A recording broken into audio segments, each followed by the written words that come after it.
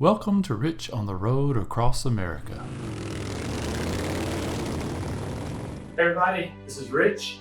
It is wintertime in Tennessee. Right now it is about 27 degrees outside. The high today was around 35-ish. Tomorrow is pretty much the same. And in Tennessee, we're kind of on the border. If you don't like today's weather, just give it a day or two and the weather will change. In a couple of days, it's probably up in the 50s and 60s, but right now it is way too cold to go outside and ride. So for the wintertime, I'm going to give Lucille a tune-up here. So I'm doing several things to her, and I'll put a list up over here. The first thing I'm going to do is drain the coolant and put new coolant in the radiator system.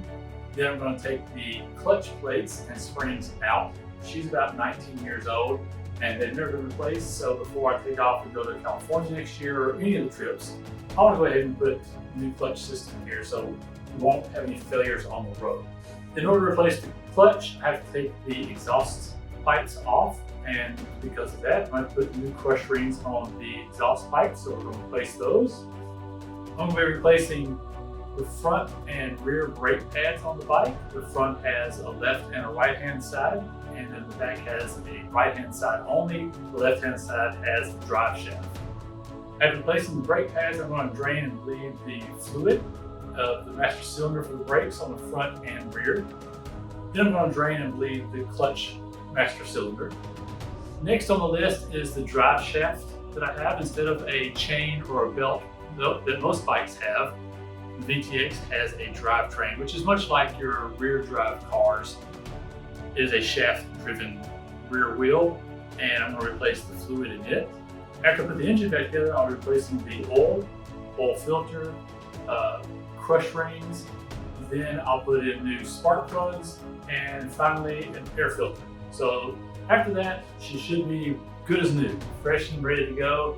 So that's the full list of wintertime maintenance I'm going to be doing here. And we're going to go through that step by step. Let's go, guys.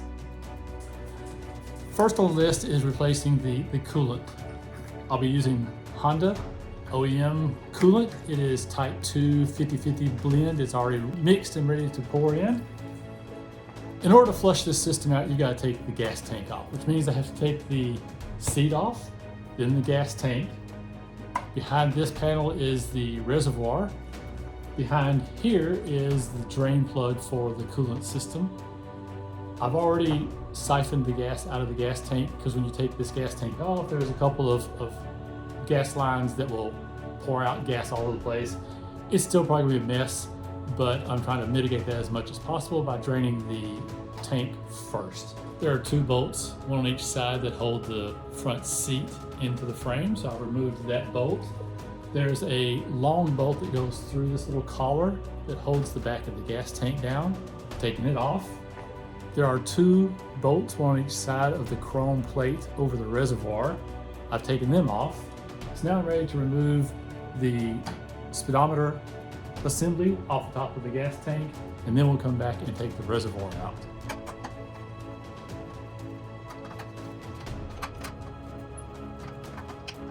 I'll need to remove the gas cap. Then I take the assembly off. Move it out of the way for the moment, and then put the gas cap back on. So this is the part I'm kind of concerned about, and I'm told makes a huge mess, so we'll find out. That is this line here, goes up into the tank, and this is where the drain part would be.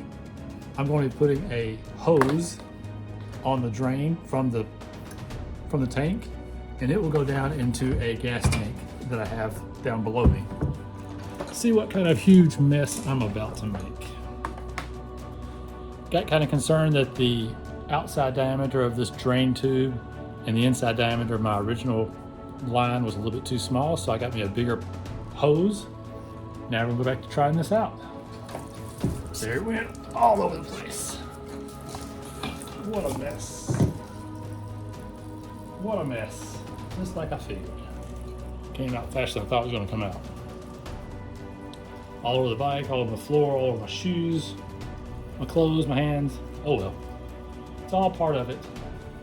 Still flowing. So I found a rubber stopper, plug up the drain hole from the tank. Got a bolt into this supply line or flow line here.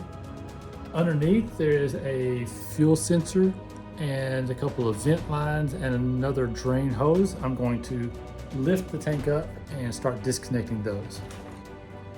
Fuel sensor is disconnected. All right, so I got the two vacuum hoses disconnected and the fuel sensor.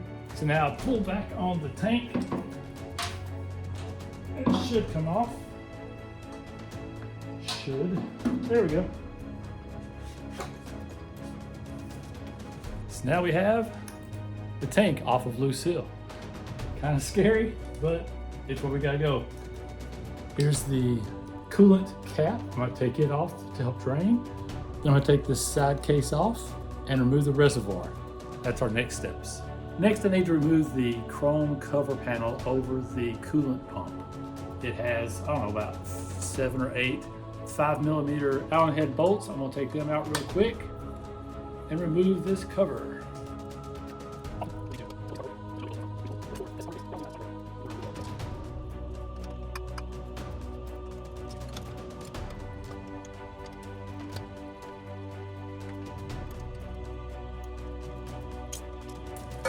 This is a metal chrome plated cover. So you make sure that you've got a good hold of it before you take that last bolt out so it doesn't drop. You don't want to scratch that up. Here's the coolant pump, and right in here is the drain that will allow me to drain the coolant out of the system. Sorry, but I did this off camera and I forgot, so it's my fault. This bracket holds the reservoir into this unit. There are 2 screws, one right here and one right here, that hold this bracket in behind here. They have thread lock on them, so they're kind of hard to get off. So I took a dead blow hammer with a copper end, put the screwdriver on the bolt, hit it once on each side, just try to break it loose. That broke the thread lock loose, took the 2 screws out, and it removed the bracket.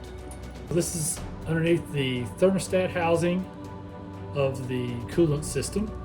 And this bolt right here is the drain for the coolant. I've placed a bucket underneath to try to catch it. There's a crush ring on here, so I'm gonna try to take this bolt all the way off as fast as possible and try to let it drain into that bucket as much as I can without making any more of a mess than I've already made in the garage today. So here we go.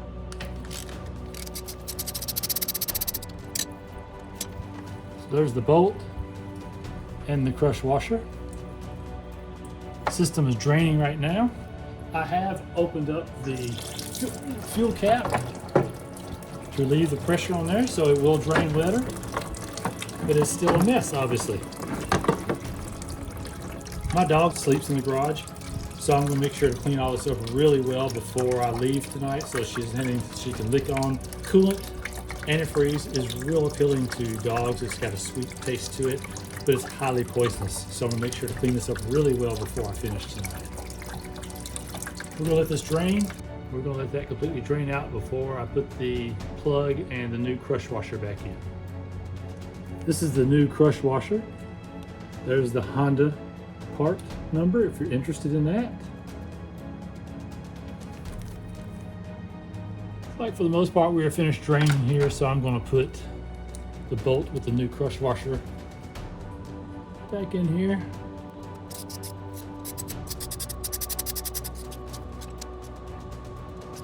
Next, we're going to remove the reservoir. It has an upper hose and a bottom hose on the back of it. I have the bucket here to catch the fluid to come out of it. So let's work on that next. Top hose is off. There we go. It's off.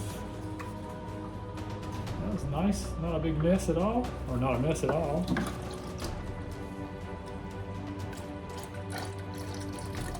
Empty out my reservoir. And then we'll put it back on. And we'll refill the system.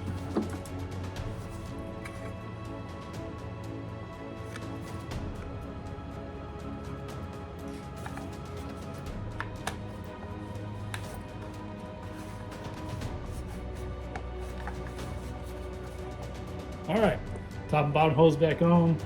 Gonna put the reservoir back in. I'll put the bracket in with 2 bolts. Here we have the bracket that holds the reservoir back into the housing. There's a rubber grommet that fits on top of this nipple.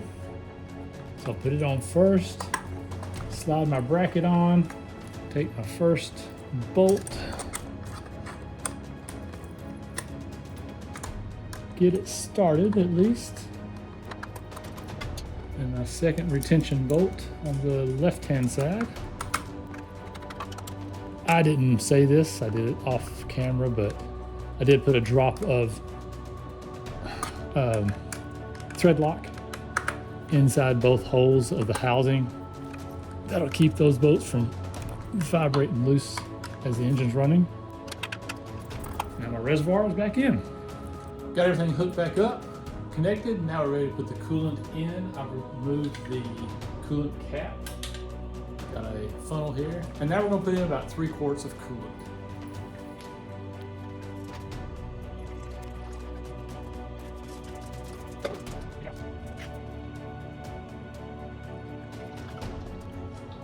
Specs actually state 3.3 quarts. I'm just gonna put in 3 at first. There's lots of little voids in the system, so it may not fill up just yet. It looks like it may be getting full already. Now I'm gonna fill the reservoir. There are 2 lines, lower and upper. I'm gonna fill it up to the upper.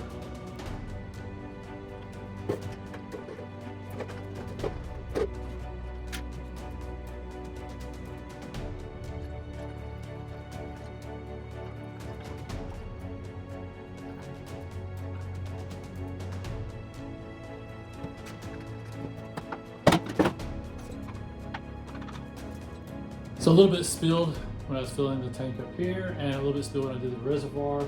I'm gonna clean off the engine and a couple of drops on the floor here, because like I said earlier, the dog is in the garage, and this is very poisonous to animals, humans, everyone.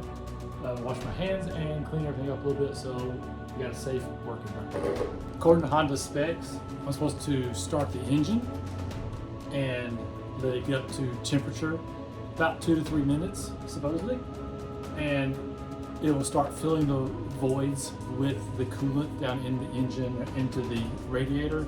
And as it does, I'm supposed to continually add fluid until it gets full at the reservoir here. So I'm going to start the bike up, let it run at a good temperature. I have rigged up a temporary gas tank from one of the coolant bottles. I've cleaned it out good. Got a rubber hose coming down into my supply line here. I've got my other lines plugged up so that the fuel won't shoot out of them, hopefully.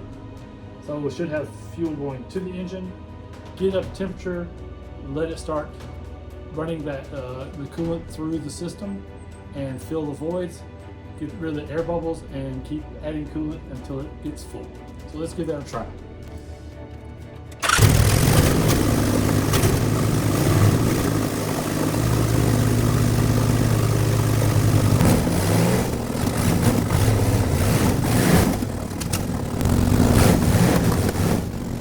Seems like it got up to temperature, the engine's warm. It says to blurp the throttle a little bit to get the air to come out of the system. It did. It seemed to pass some air out of the system. Eventually this coolant got a little bit warm, a little steam coming off of it. So I feel like I've got a pretty full system here. I'll put the cap back on, tighten it down. I think we've got the coolant taken care of today. If you should wonder why I have blue tape on different places, I'm going to be doing several things to this bike as it's torn down, and then as I go to assemble it back together, I need some visual cues to remind me everything needs to be reconnected. So I put some little painter tape on the ends of these parts that need to be reconnected. That way, as I reassemble the bike, I'll know that everything has been put back together correctly. Let's take care of step 1 of the list from earlier, and that is the coolant. Step 2 is we'll move to the clutch plates and the springs and replace that. That'll be in the next video. Thanks for watching this one, and I hope to stay tuned through the winter as we get Lucille ready for next year. I may be poor, but I'm rich on the road across America.